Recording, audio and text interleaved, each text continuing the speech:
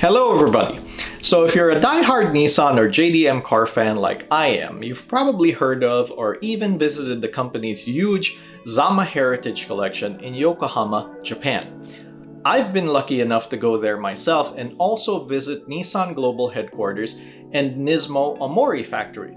So I can speak from personal experience and give you this important piece of advice about visiting those places and Japan in general. Don't bother. Japan sucks. Nobody speaks English, the food is all weird, and the hotel rooms are smaller than a high school gym locker. Nah, I'm totally joshing you. Japan is great. The people are so polite, the food is amazing. Heck, even a sausage McMuffin tastes worlds better over there than here in the States. And the hotel rooms, well, that part was true. Last time I was there, I was half expecting some stupid jock to bang on the door and demand my lunch money, or he'd leave me in there until classes were done. Anyway, unfortunately, at the time of making this video, due to current global events, filthy foreign tourists like me still can't enter Japan. Believe me, I've been so badly wanting to go back, I've been checking the news practically every day for any shred of hope that they were reopening to us gaijin. I even tried to apply to be a foreign language teacher, until the Japanese consulate told me there were no openings to teach Klingon. So what's an American Nissan fanboy to do when he's got some vacation time to burn and can't go to the company's home country? Well, as I said earlier, most Nissan fans will have heard of the Zama Heritage Collection, but fewer will know that Nissan North America has its own little stash of historic goodness right here in the US of A. It's not so well known because it's much smaller than the head office's setup, and more importantly, it's not open to the public at all.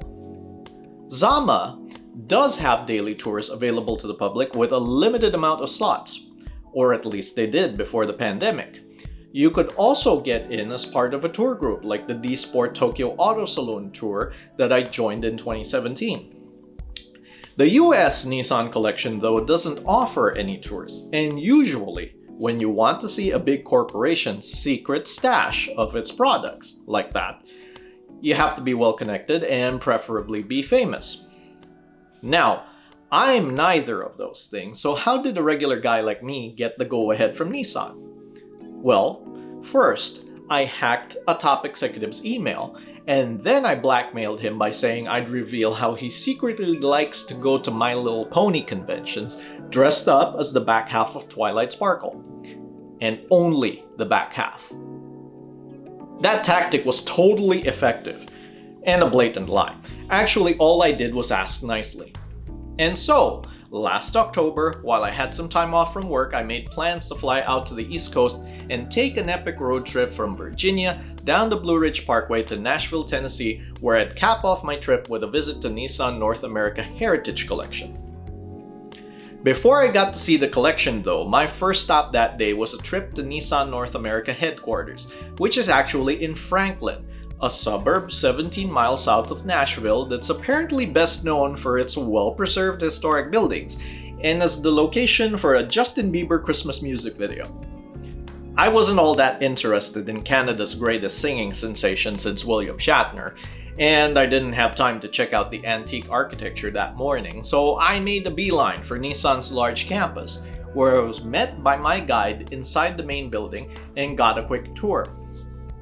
Unlike Nissan Global headquarters, the US building sadly doesn't have a public atrium with a large display area. There is a display area, but it's located behind security turnstiles, so you need to be an employee or be in contact with one to get a visitor pass to see it. At the time I was there, the display had several of the newly debuted 2022 Nissan Frontiers, together with this classic Nissan hardbody and promotional race livery, showing off Nissan's long history of making awesome pickup trucks. My guide then took me down to one of the lower level areas where new products are shown to VIPs, corporate and dealer staff, the press, auto industry reps, and once in a while a rando like yours truly. I had to pinky swear that I would not take any photos of what I saw, but in exchange for that promise, I got to see, in real life, up close and personal, the Nissan Z Proto, the new 2023 Aria electric crossover, a showroom fresh-looking Z32 300ZX, plus a couple of other cars from the Heritage Collection, a pair of R35 GTRs, and several pretty receptionists, who probably would have gone Cobra Kai on me if I made the wrong motions towards my cameras. After coming back up and being given more info on Nissan NA's headquarters, including the delicious tidbit that today was Chick-fil-A Day at the company cafeteria, I said goodbye to my guide and promised to meet up after lunch to see the actual Heritage Collection. The collection itself isn't housed at the headquarters building in Franklin. It's actually back in Nashville at the Lane Motor Museum. If you've never been to the Lane, let me just quickly say you owe it to yourself to visit if you're a car enthusiast and are in the area. The Lane has the quirkiest catalog of museum cars around, ranging from the world's smallest production car to a massive 100-ton Lark amphibious transport vehicle. If you're interested in all types of cars, especially the oddballs, you'll love the Lane Motor Museum. As you can expect, since it's not open to the public, the Nissan Heritage Collection isn't on the main display floor of the Lane. Instead, it's in the basement storage area, where the museum keeps the vast majority of its own portfolio when they're not in the rotation for display. The huge variety of the museum's collection meant that in addition to various Lotuses, Porsches, and etc., it also had its share of interesting Nissans. In particular, a complete set of the Nissan Pike Factory K cars. The actual Nissan collection, however, is kept separate behind this ultra-secure wooden door. Okay, it's not as flash as the giant red garage door the Yokohama collection has that loudly proclaims Nissan DNA Garage, but I'm sure it gets the job done of keeping the riffraff out, except for that day when I got let in somehow. Inside was a plethora of significant cars showing off the history of Nissan in North America, ranging from the most humble of errand-running sedans to outrageous concepts to thundering race cars that notched up landmark wins. Starting off with this corner, we have the oldest vehicles in the collection. You may have seen that little white box in the episode of Jay Leno's Garage when he visited the collection in 2018 and drove it around on a rainy Nashville day. It was raining when I was there too, coincidentally. This 1960 Datsun 1200 sedan was the first model officially sold under the newly established Nissan Motor Corporation USA, headed by the legendary father of the Z, Mr. K, Yutaka Katayama. The tasty little convertible beside it is a 1961 Datsun Sport. Only 217 of these purpose-designed for the US Roadsters were sold in the country that year, so it's a rare sight indeed. Interestingly, a 1960 Datsun Sport resides in the Japanese Heritage Collection to reflect Nissan's beginnings in the US, and yes, that one is left-hand drive as well. I got to see it when I visited Zama in 2017. Along that same wall, you had more classic Datsuns, starting off with a Roadster, then an S10 200SX, followed by a pair of 510s, and over in the corner, a 1971 1200 Coupe. Aside from the vehicles, it was interesting to see all the Datsun and Nissan memorabilia lining the walls. Although the cars and the associated paraphernalia are set up in a tidy and presentable fashion, it's not done with the fastidiousness of a proper museum presentation, which I thought was cool actually, because it felt like I'd been invited to someone's personal car collection rather than something that was just part of a large corporation.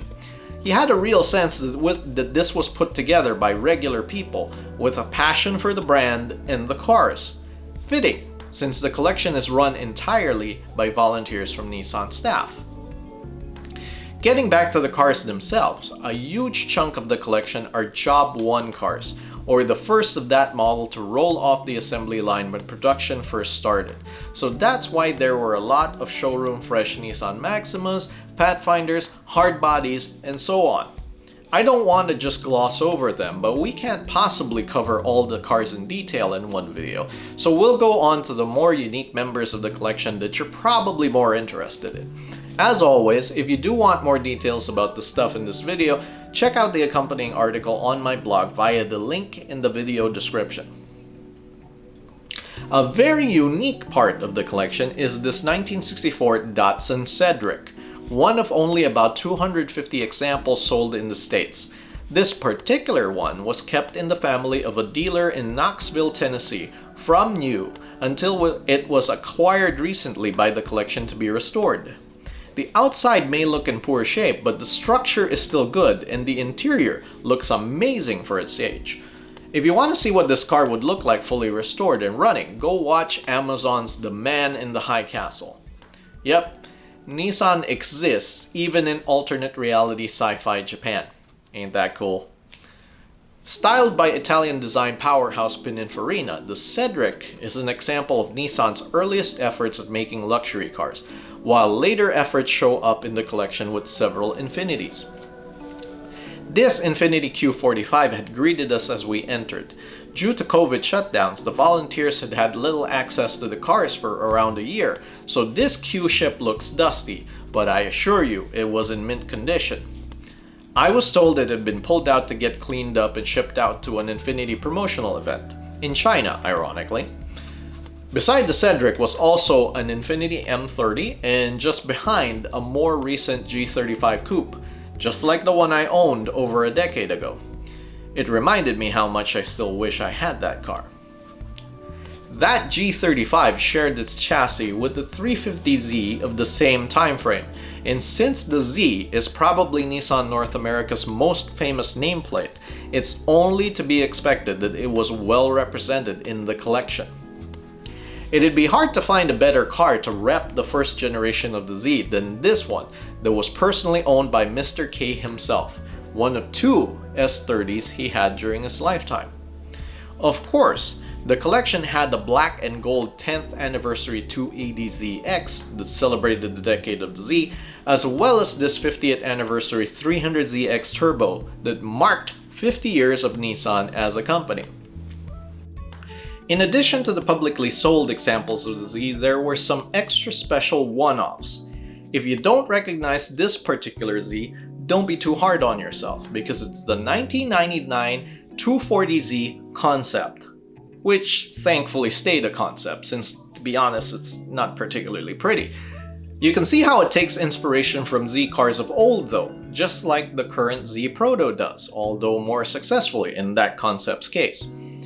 While the 240Z concept never made it into production, I wish this next Z concept car had. Here, you have the only 370Z Nismo convertible, looking pretty fresh. It sure would have been a worthy successor to the Datsun Sport and Roadster of old. Not surprisingly, the 370Z Nismo Roadster isn't the only concept car in the collection. Hidden in the back was a creation by the same man who designed the 350Z, the 1990 Nissan Gobi pickup truck. Conceived as Nissan's idea for a stylish but cheap small pickup truck, the Gobi never made it into any production form. 14 years later, in the middle of the still ongoing crossover and SUV craze, Nissan came out with another concept for a stylish but entry-level vehicle, the Actic concept that was stored beside the Gobi. Both of those concepts were products of Nissan's California design team, and so was this adorable little curiosity. I thought these were some sort of toy cars made as a tie-in promotion for the 350Z, but I was told they were actually made by the design studio for fun. I instantly imagined the gaggle of adult car designers all blipping about the office, shouting made-up car noises during work time, and then telling the bosses it was for inspiration. Hopefully I'm not too far off, because that would have been a hoot. Sports cars like the Z may be the big draws for car enthusiasts, but like most car manufacturers nowadays, Nissan is in the middle of a massive shift in its product line, going away from classic internal combustion cars to what's now being viewed as the future of personal transport: electric cars. Nissan is well known for introducing the first widely accepted mass-market electric car, the Leaf, so of course it shows up in the collection. There's a regular example of the first generation Leaf present, but also the race-prepped example that took the first ever electric production class win at Pikes Peak back in 2011. Yes, that Pikes Peak, the one raced by the crazy 900 horsepower Suzuki Escudo everybody cheesed Gran Turismo with back in the day. Nissan's history with electric cars goes way back though, before the Leaf debuted in 2010. In fact, the Yokohama collection has a Tama electric car that dates all the way back to 1947. The North American collection, on the other hand, has these two Hyper Mini microcars. I didn't know much about them myself, but about 300 of them were apparently made back in 1999. Since they could only travel about 71 miles on a charge and topped out at 62 miles per hour, most were sold in Japan for use by government agencies. But a handful did come to the United States and got used by the University of California, Davis and the local government of Pasadena. This was my first time seeing a Hyper Mini, but amusingly, I'd see one again pretty soon at an electric car exhibit in the Peterson Auto Museum in LA a few months later. Another Nissan I saw for the first time that day was this Nissan Altra. Amazingly, this is yet another Nissan electric vehicle and is even older than the Hyper Mini. Introduced back in 1998, only 200 were made, and it was actually the very first production car to be powered by the lithium-ion batteries that are the standard in EVs nowadays. Unlike nowadays, electric vehicles in the 90s were as tragically unhip as Steve Urkel, so the Altra never caught on. But it's impressive to think how it seems to have predicted the current trends of the 2020s that favor both lithium batteries and the tall wagon crossover body style. Although I plan on getting an EV later this year, I'm a performance car enthusiast at heart, and as you might know, the GT-R is the nearest and dearest sporty car to my heart. That brings us to my favorite cars from the collection, all of which happen to be race cars.